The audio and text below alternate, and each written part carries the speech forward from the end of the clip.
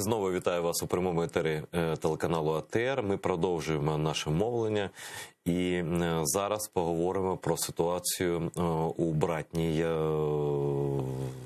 свідомо так кажу, Грузії, точніше Саакартвело, як я за проханням багатьох моїх друзів грузин і офіційним проханням, здається, уряду Грузії, називаю зараз Грузію Саакартвело. Але ми, як би ми не називали, ми знаємо, про кого йдеться і про що йдеться, і про те, що ця країна стала жертвою війни російської раніше за Україну, і, на жаль, це не стало уроком для світу і для України в тому числі. Але зараз я хочу почати цей етер з цитати Мамуки Мамалашвілі. Мамука Мамалашвілі – це людина, яка керувала під час активної фази війни з грузинським так званим, ну не так званим, відомим грузинським легіоном.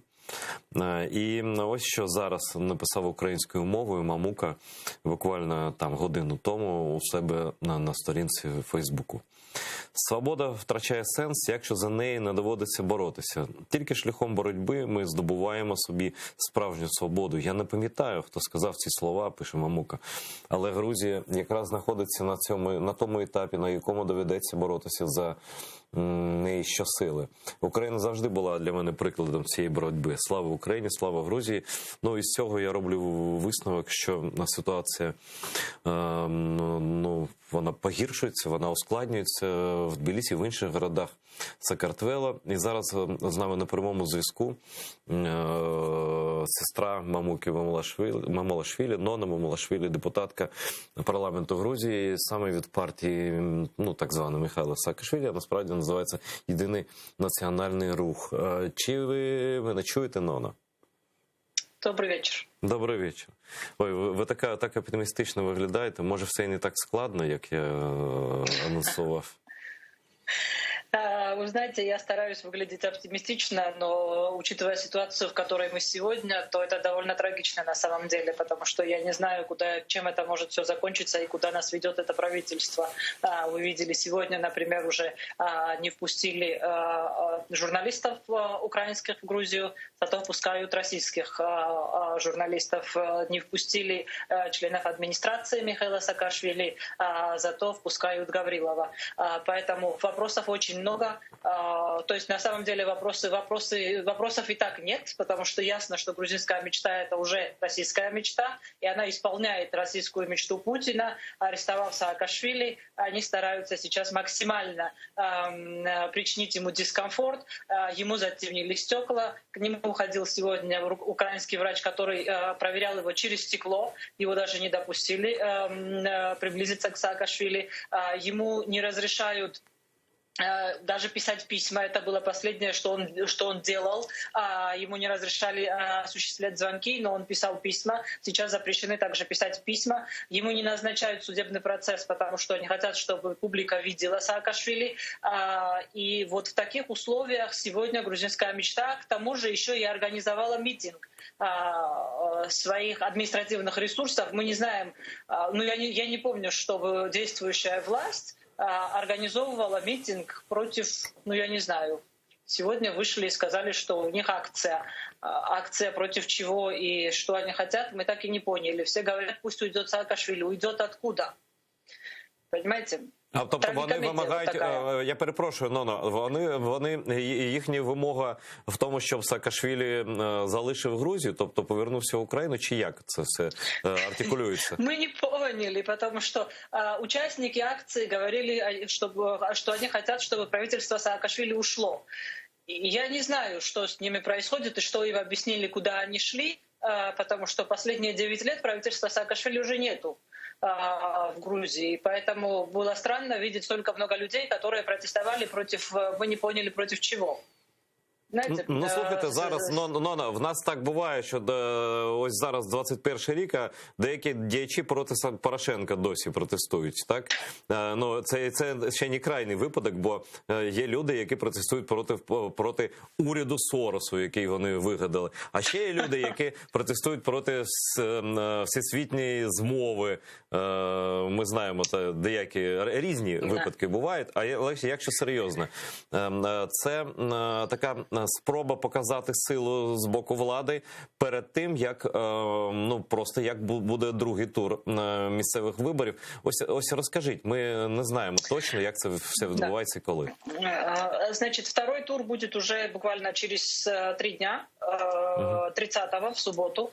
И грузинская мечта на самом деле очень сильно боится, потому что мы видим, что недовольство в населении очень сильно возросло. Грузинская мечта не может ничего предложить позитивного, кроме той агрессивной риторики, которую они сегодня ведут. Единственное обещание предвыборной грузинской мечты — это закончить Саакашвили и его партию.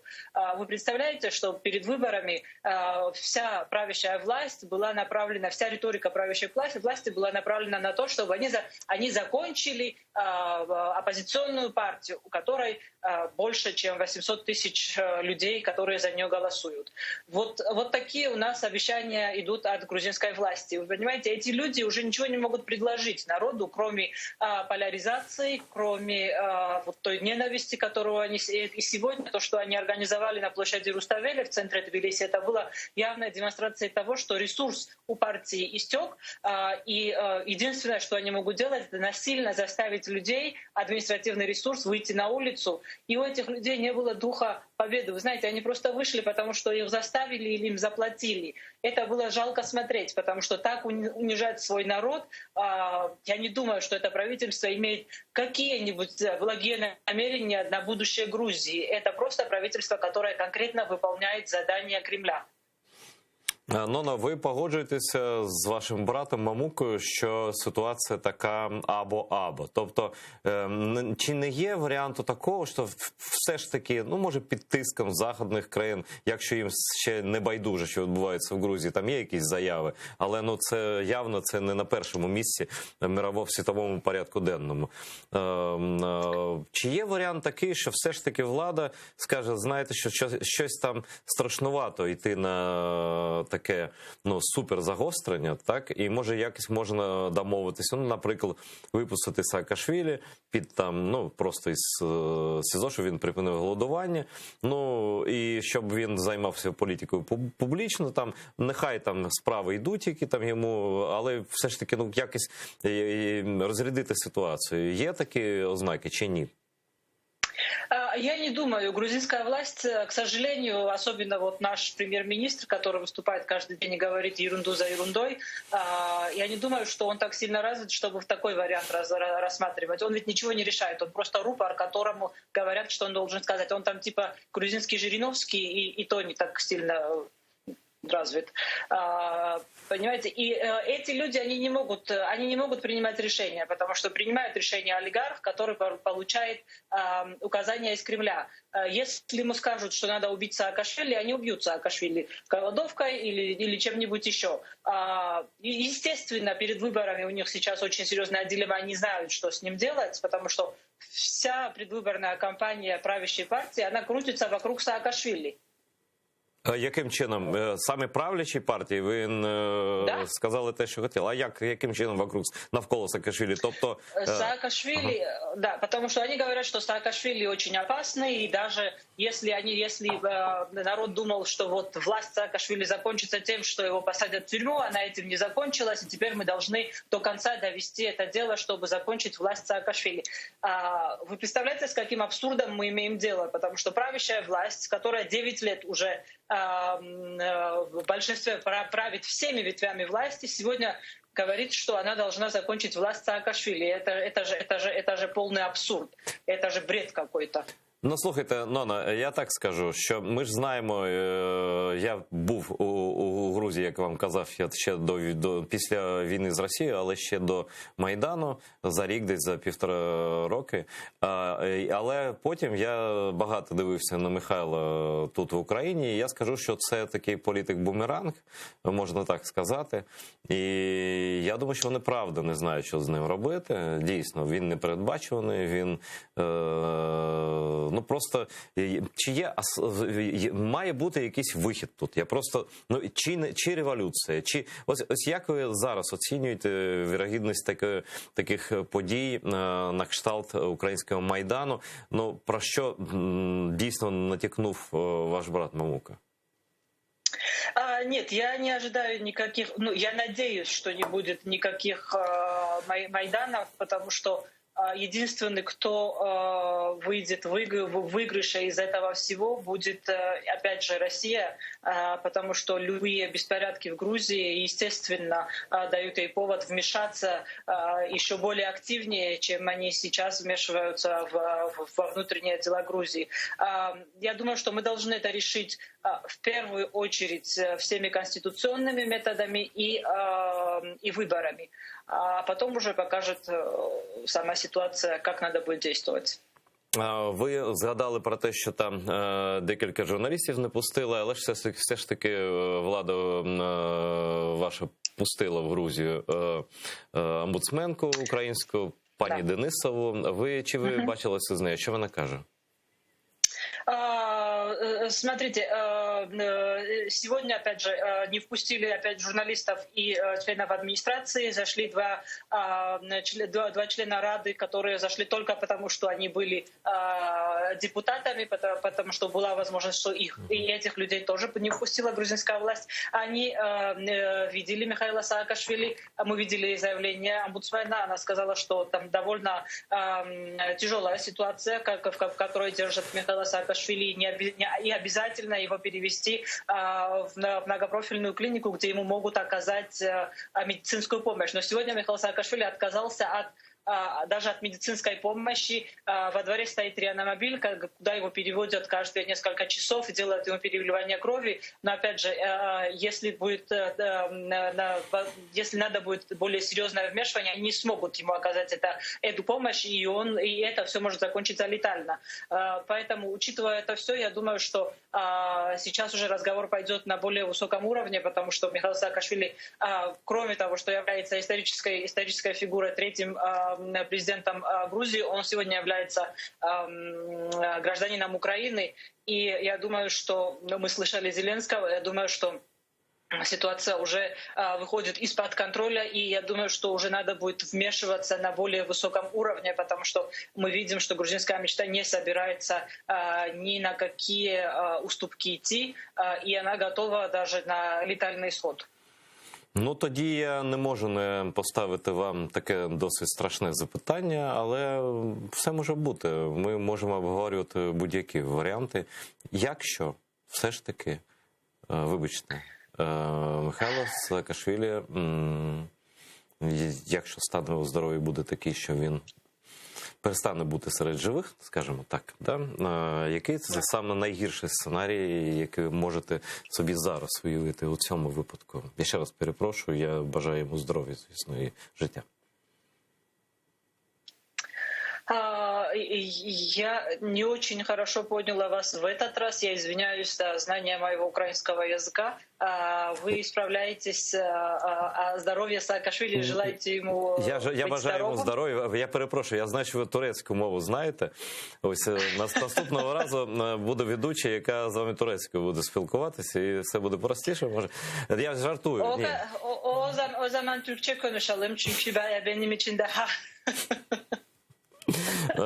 Ні, насправді питання не смішне, я простіше сформулюю. Чи можете ви... Коротше, що буде, якщо Саакашвілі піде з життя? Я думаю, что будут очень тяжелые последствия. Ну, наприклад. Не будем спекулировать. Я все-таки воздержусь от радикальных заявлений, но я думаю, что если у нас еще один президент.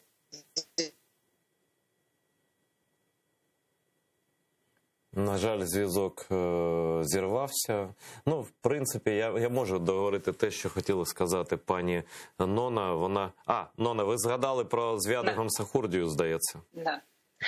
У нас был уже в истории такой черный период, когда первый президент Грузии Звяд Гамсахурдия трагически погиб. Мы не можем допустить еще раз записать в историю Грузии такую же ошибку, которую мы допустили в 90-х. Поэтому я очень надеюсь, что в грузинской мечте еще остались люди, которые видят, в какой тяжелой ситуации сегодня находится Грузия, и хотя бы как-нибудь опротестуют то, что происходит внутри партии, и смогут выйти из этой ситуации без жертв. Ми теж на це надіємося, звісно, і бажаємо здоров'я всім. І Михайло, який у в'язниці зараз. А чи є такий варіант, що ви кажете завжди про російська влада?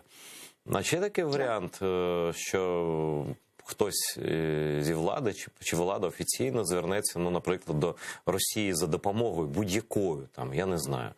Це все може бути таке умовно чи ні?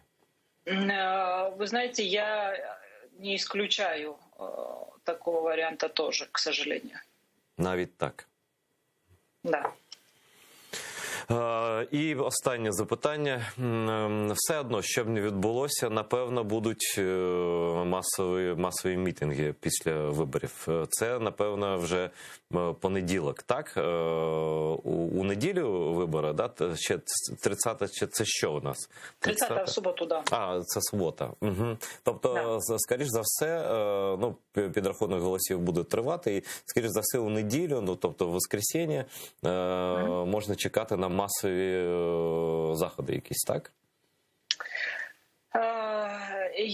Ну, посмотрим, как пройдут выборы, и я не исключаю, что да, люди будут протестовать, если, опять же, грузинская мечта начнет фальсифицировать выборы. Дуже дякую, пані Ноно, що ви були з нами. Я бажаю Саакартвелу дійсно запобігти кровопролиття, бо ну, цим точно може скористатися Росією, як ми знаємо, через власний і через грузинський теж багатий, на жаль, досвід. Дякую. Завжди на зв'язку. Якщо буде що сказати терміново, ви телефонуйте, ми вас включимо у прямий етер, як тільки це буде потрібно. Дякую. Спасибо. Ось такі справи Саакартвелу. Чому це важливо? Я багато розмовляв останніми днями з тими людьми, ну, які є етнічними грузинами, які живуть в Україні і в Грузії. Вони всі дуже стурбовані, і вони всі підкреслюють, що ситуація стала такою, як вона зараз, не через Саакашвілі, бо він повернувся, звісно, це вплинуло, але повернувся би Саакашвілі, чи не повернувся, чи не вдалося би йому, чи навіть його зараз зможуть депортувати назад в Україну, це, напевно, мрія, грузинської мрії, щоб він їм не заважав, але все одно на порожньому місці, без підґрунтя такого серйозного, це б не відбулося. Цього б не відбувалося. Підґрунтя є те, що, на жаль, за ці роки, після війни, після 8-го року, багато що змінилося всередині країни, про ще так із сумом розповідали грузини мені про те, що занадто багато стало росіян там, занадто великий і просто наявний вплив на Росії. Про те, що ось саме пані Нона розповідала тиждень тому тут в нашому етері, що навіть не згадують країною, яка окупувала 20% території Грузії, офіційно мається на увазі цей самий прем'єр і президент, до речі, прізвища яких ніхто не знає, на відміну від тих пір, коли був президентом Саакашвілі, і там був Каха Бендукідзе, там, ну тощо, ви розумієте. Да? Тобто Грузія, вона занурилася в таке певне небуття. Завдяки чому? Завдяки спробам колаборації з боку політиків. Це дуже небезпечний шлях. Ну, на цьому сьогодні ми тему Грузії з Саакартвело закінчуємо, але є ще військові теми, і через гостру необхідність їх обговорити я долучаю до нашого етеру скайпом пана Дмитра Снегирьова. Я вас вітаю, пане Дмитре. Добрий вечір. Ну, перш за все, я хочу, щоб ви проаналізували ситуацію з першим застосуванням Байрактару в якості української зброї. Ефект, реакцію ворога і що нам треба робити далі. Яка може бути ще реакція ворога? А потім, я знаю, ви хотіли обговорити ситуацію з цим затриманим росіянином військовим на прізвище Косяк, але мені здається, що ситуація може бути пов'язана із цим теж. Тобто, на вашу думку, давайте почнемо з Байрактара. Що сталося і що буде? Пане, дякую за питання. Власне, сталося зміна тактики військового протистояння на Сході. Трохи погано чутно. Сталася зміна тактики військового протистояння на сході України. Якщо раніше, півроку тому, взимку, коли ми піднімали питання щодо можливості застосування турецьких байрактарів, лунали звинувачення ледь не в відході від державної політики щодо незастосування власне подібної зброї, то наразі ми бачимо ефективне використання. Більше того, фактично нанесений превентивний удар.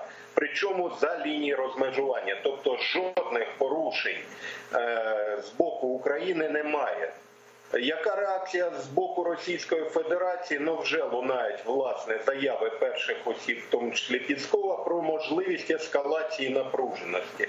Але тут цікава, власне, і реакція так званого стратегічного партнера України Німеччини, яка так само в унісон з Російською Федерацією почала розповідати про неможливість застосування подібної зброї. Бо, на думку німецьких політиків, це значно може привести до ескалації. Ну, тут питання, власне, до вже німецьких політиків, чи уважно вони читали ті вимоги, підписані в 2020 році щодо розведення військ, на які вони посилаються. Якщо вони цитують, власне, про те, що заборонено використання безпілотних літальних апаратів, крім, власне, місії ОБСЄ, то там чітко зазначено іноземних. Наразі байрактари стоять на озброєнні Збройних сил України, тому жодних порушень немає. І не варто німецьким, прости господи, партнерам перейматися з приводу того, як Україна в якийсь спосіб буде захищати національний суверенітет власної держави. Що стосується застосування, пане Айдере, йдеться про те, що, власне, українська сторона, на мій погляд, це був виключно демонстративний, показовий характер застосування байрактарів. Бо, я нагадаю, була відпрацьована, ну, скажімо, гармата бойовиків бомбою 8 кілограмів. Тоді як, власне, в тому ж Азербайджані використовувалися більш потужні до 22 кілограмів. Менше з тим. Власне, Україна продемонструвала можливість нанесення превентивних ударів по місцях сукупчення важкої бронетехніки бойовиків. Я нагадаю, пане Айдере, свого часу в лютому місяці ми в ЗМІ розмістили, власне, можливі прогнози щодо застосування байрактарів. Реакція Російської Федерації була миттєва. Були зафіксовані передислокації новітніх російських РЕП на території окупованих районів, які мали прикрити місця накопичення бронетехніки від, власне, можливого застосування безпілотних літальних апаратів. Крім того, за нашою інформацією, на окупованій території Луганської області було перекинуто надсучасну російську техніку, зокрема ЗРК «Лучник». Це, власне, для боротьби саме з безпілотниками. Так от, тоді йшлося тільки про можливі сценарії застосування техніки. Наразі йдеться про успішний характер першого фактичного випробування в умовах реальних бойових дій. І мені не зовсім зрозуміло, коли з'являються коментарі так званих військових експертів з приводу того, що Україна запустила учбовий снаряд. Це закладається вже, скажімо, такий елемент сумніву під власне здатність ЗСУ адекватно відповідати на будь-які збройні провокації з боку бойовиків. І ще один момент, на якому ніхто не наголошує. Сьогодні, пане Айдере, з окупованого Донецька ми отримали інформацію про начебто вибухи на нафтобазі в Кіровському районі цього окупованого українського міста. І знов залунало звинувачення щодо використання українською стороною безпілотників для нанесення ударів по стратегічних об'єктах так званої ДНР. Вони відтепер, Дмитре, я про що кажу? Тобто війна-то в нас гібридна, так? Відтепер будь-які вибухи, будь-де, будь-які втрати, там, що вони там будуть робити, я не знаю, да? Вони казатимуть, це ж Україна використовує безпілотні апарати. І будуть там в ОБСЄ писати листи тощо. Так? Тобто тут зміна відбудеться не тільки там характеру бойових дій, а й характеру гібридних пропагандистських дій. Пане Айдере, я би порадив відразу представникам самопроголошених квазіутворень писати в спортлото. Пам'ятаєте свого часу? Якщо ви не відзоветесь, пам'ятаю, да. Плато. Так от, будь ласка, я думаю, це більш такий буде прагматичний хід з їхньої сторони. Йдеться про, власне, можливість української сторони використання цієї зброї за, я підкреслюю, ізраїльським досвідом. Пане Айдере, якщо ми подивимося, власне, основні втрати Хамас, мовиться про ліквідацію, в першу чергу, військово-політичного керівництва, це від застосування ударних дронів. От чому, власне, і горить зараз в Російській Федерації і в самопроголошених республік, бо немає гарантій того, що, власне, той самий Пушилін, чи то Пасічник, не потрапить під удар українських байрактарів. І нам не пече, мені особисто, пане Айдере, не пече, яка буде реакція ОБСЄ. Тим більше ОБСЄ, скажімо, не завжди адекватно виступає в моменті висвітлення ситуації на окупованих територіях. Дмитре, мене теж не хвилює реакція ОБСЄ, але я хочу з вашою допомогою спрогнозувати, що відповідь Росії, скажімо відверто, так? І ви, коли ми спілкувалися щодо затримання цього, коли українські військові не добили цього косяка, ви там жартували і казали, що тут може бути використано цей випадок для загострення, задля провокації. Тобто, що це і є провокація задля загострення подальшого. Косяк цей. Наступний крок – це ці крики про те, що там з байрактарів нас вбивають наш російський світ. Там я приблизно уявляю, що вони там на своїх ток-шоу кажуть. Що з цього може вийти гірший сценарій і кращий сценарій? Пане Айдере, гірший сценарій – це загострення ситуації. Я, до речі, користуючись ефіром, поясню, чому пікетували ОБСЄ в Донецьку, а не в Луганську, хоча затриманий Косяк, прізвище у нього таке. Власне, офіцер так званої народної міліції ЛНР. Це класичний хід, це так зване, скажімо, відволікання уваги на негідний об'єкт. Тобто термінологія спеціальних служб. Коли створювався інформаційний привід Донецьку, щоб відволікти увагу від подій, які відбувалися в Луганській області. Мовиться про окуповані райони. А там відбувалася передислокація з території Російської Федерації безпосередньо на територію окупованих районів. Наразі зафіксовано створення фактично нової батальйонно-тактичної групи в районі Міусінська. Тобто до 70 одиниць важкої бронетехніки, в тому числі до 20 одиниць систем залпового вогню «Град». І ви знаєте, пане Айдере, мене дуже дивує, власне, інформація Головного управління розвідки Міністерства оборони, які заявляють про те, що власне бойовики використовують підступну тактику розміщення макетів техніки. Про які макети техніки йдеться, якщо наразі за місцями зберігання і відведення, обумовленими мінськими домовленостями, сконцентровано приблизно до 350 одиниць важкої бронетехніки. Такого не було фактично з 2015 року. І на мою думку, пане Айдере, от якраз використання байрактарів – це і була, скажімо, тактика ЗСУ показати, що у разі, власне, загострення ситуації ЗСУ буде відповідати адекватно, тобто за допомогою, власне, цієї техніки. Яка буде відповідь Російської Федерації? Скорше за все будуть перекинути системи ППО. Власне, той самий Торн, я вже казав, лучник і інші, які призначені, власне, для боротьби з цими байрактарами. Але тут ще один момент, пане Айдере.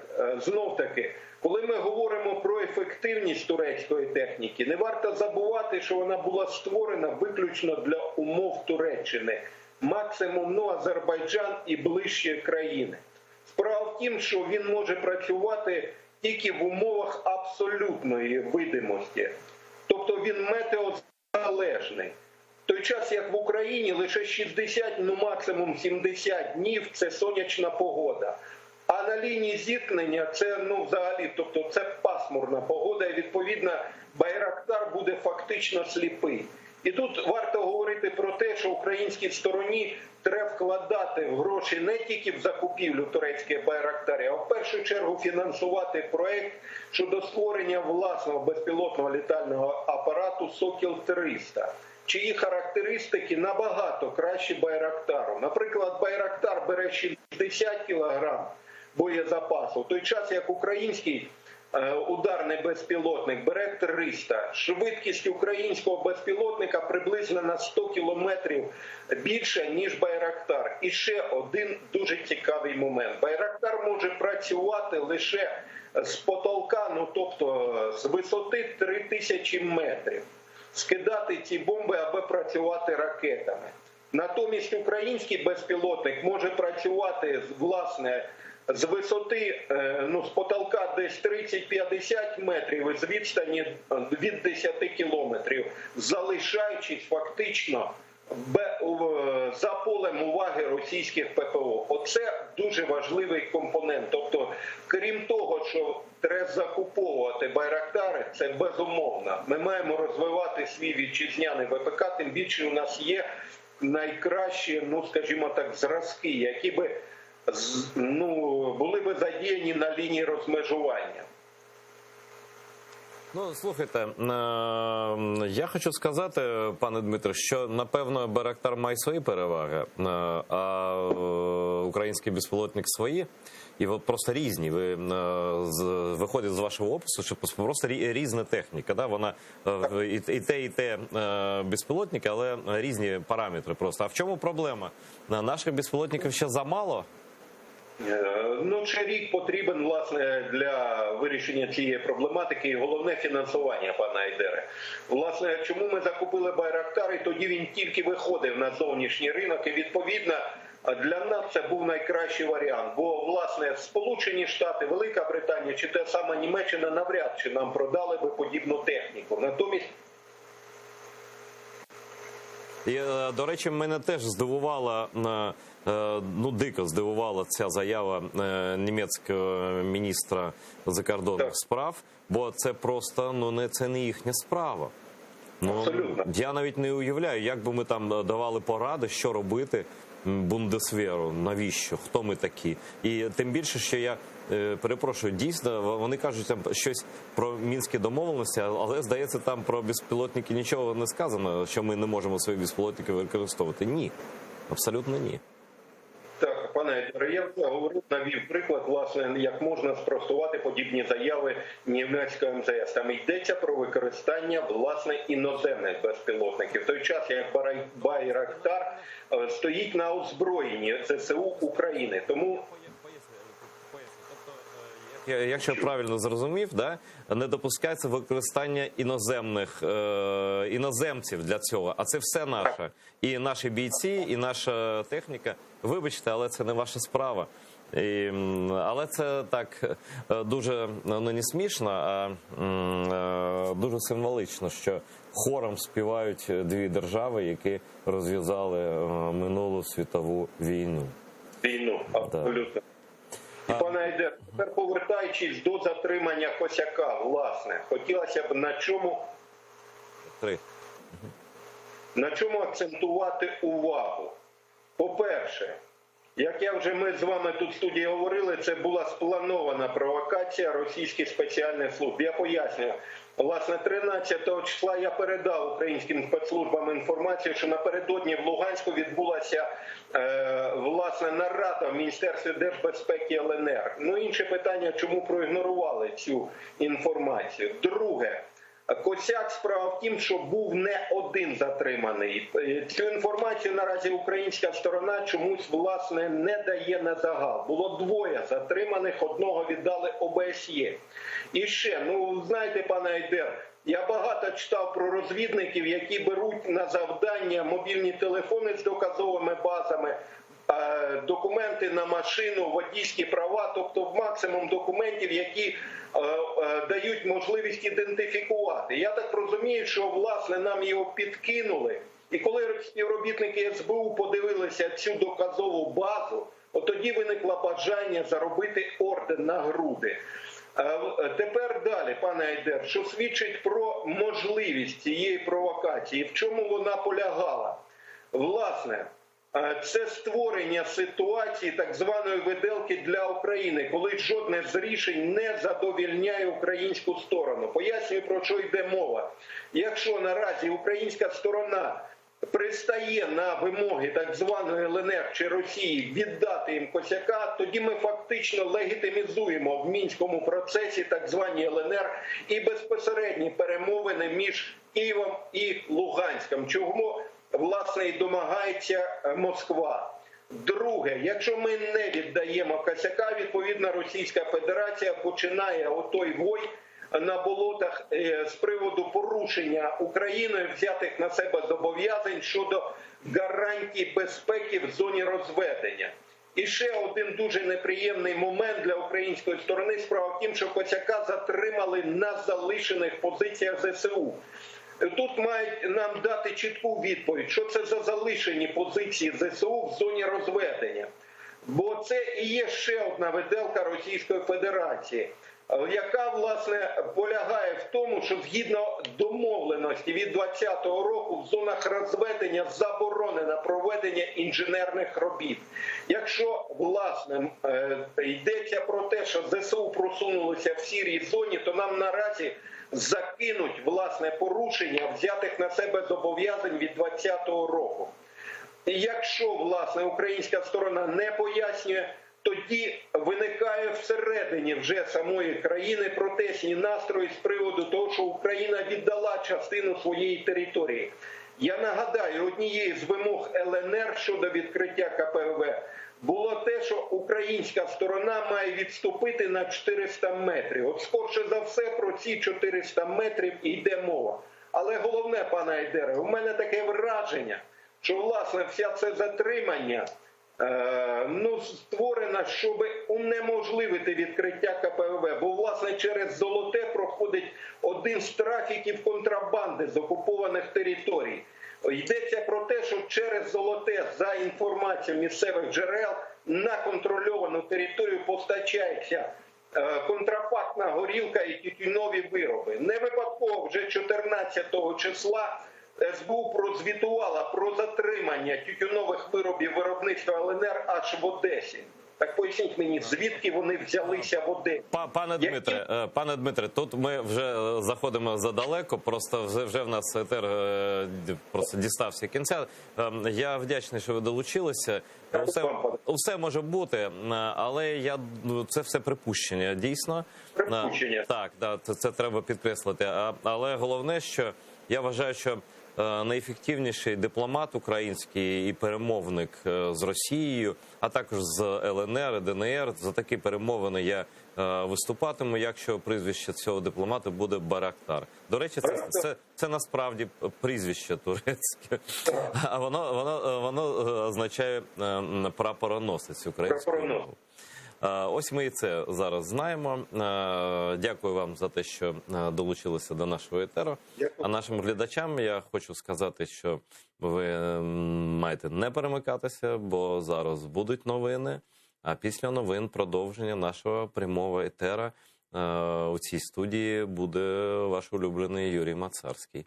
А я на сьогодні прощаюся з вами. До нових зустрічей. Дивіться етер, підписуйтесь, допомагайте своєму каналу з допомогою платформи Patreon.